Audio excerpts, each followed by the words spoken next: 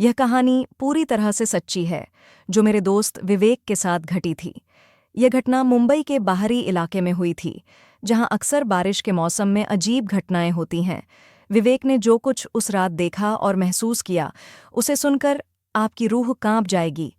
अगर आप कमज़ोर दिल के हैं, तो इस कहानी को अकेले मत सुनिए। वीडियो पसंद आए तो लाइक ज़रूर करें, और अगर आप भी किसी डरावने अनुभव से गुजरे हैं तो कमेंट करके हमें बताएं। ऐसी और भी कहानियों के लिए हमारे चैनल को सब्सक्राइब करें और बेल आइकन दबाएं, ताकि आपको नई कहानियों की सूचना मिलती रहे। विवेक एक फोटोग्राफर था, जिसे नेचर फोटोग्राफी बहुत पसंद थी। उस दिन भी वह मुंबई के पास एक पहाड़ी इलाके में गया था, जहां से समुद्र और जंगल का अद्भुत नज़ारा दिखता था। लेकिन उस दिन मौसम कुछ ज्यादा ही अजीब था। काले बादल घिर आए थे, हवाएं जोर जोर से चलने लगी थीं और बिजली बार बार चमक रही थी। उसे जल्दी ही एहसास हो गया कि भारी बारिश होने वाली है, इसलिए उसने सोचा कि लौट जाना ही बेहतर होगा। लेकिन जैसे ही वह अपनी बाइक पर वापस आया, बारिश शुरू हो चुकी थी। सड़कें फिसलन भरी थीं और चारों तरफ अंधेरा छाने लगा था। वह जैसे तैसे बाइक चलाकर जंगल के रास्ते से निकलने की कोशिश कर रहा था। तभी उसकी बाइक अचानक बंद हो गई। बारिश तेज हो चुकी थी और उसके चारों ओर घना कोहरा सा छाने लगा था। विवेक को समझ नहीं आ रहा था कि अब क्या करे।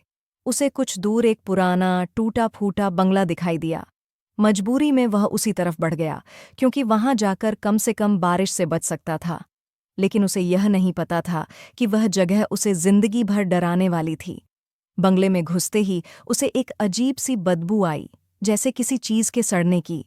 जगह जगह दीवारों पर अजीब धब्बे थे और फर्श पर धूल की मोटी परत जमी थी। लेकिन वहां एक बात सबसे ज्यादा अजीब थी। वहां एक मोमबत्ती जल रही थी। क्या कोई और भी यहां है? उसने डरते डरते खुद से कहा, लेकिन जवाब में सिर्फ खामोशी थी। अचानक उसे ऐसा महसूस हुआ जैसे कोई उसके पीछे खड़ा हो।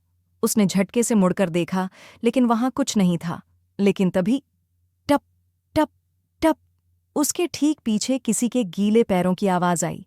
उसका दिल तेजी से धड़कने लगा। उसने फिर से पीछे देखा, लेकिन कोई नहीं था।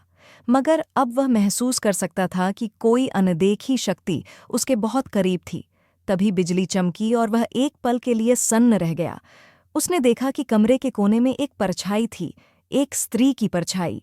वह बेहद डर गया और तुरंत दरवाजे की तरफ भागा। लेकिन जैसे ही उसने दरवाज़ा खोला, वह झटका खाकर पीछे गिर पड़ा, क्योंकि दरवाजे के बाहर कोई खड़ा था। वह एक सफ़ेद साड़ी पहने महिला थी, जिसके बाल लंबे और बिखरे हुए थे। उसका चेहरा दिखाई नहीं दे रहा था, लेकिन उसके होंठ से खून टपक रहा था। "तू यहाँ क्यों आया?" एक धीमी लेकिन खौफनाक आवाज़ आई।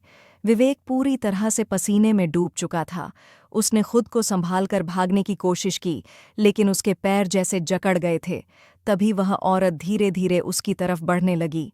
"जा, चला जा यहाँ से," वह औरत फिर बोली, लेकिन इस बार उसकी आवाज़ बहुत गहरी और डरावनी थी।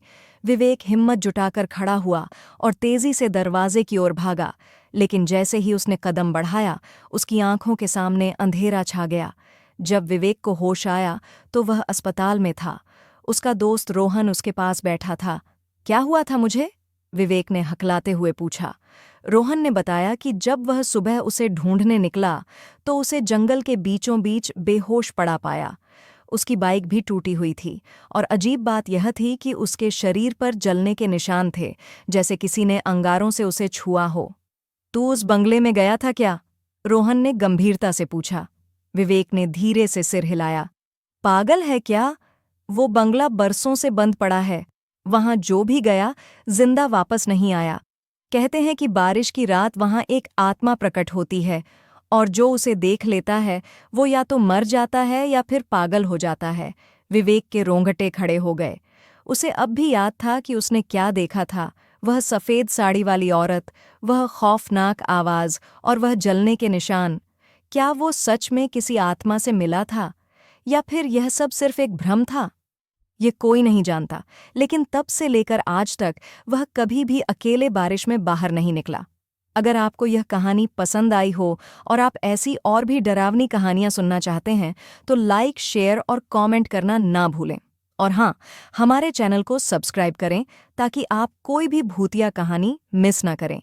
क्या आपके साथ भी कभी ऐसा कुछ हुआ है? हमें कमेंट में बताइए, लेकिन सावधान रहें। हो सकता है कि कोई अनदेखी ताकत आपको देख रही हो।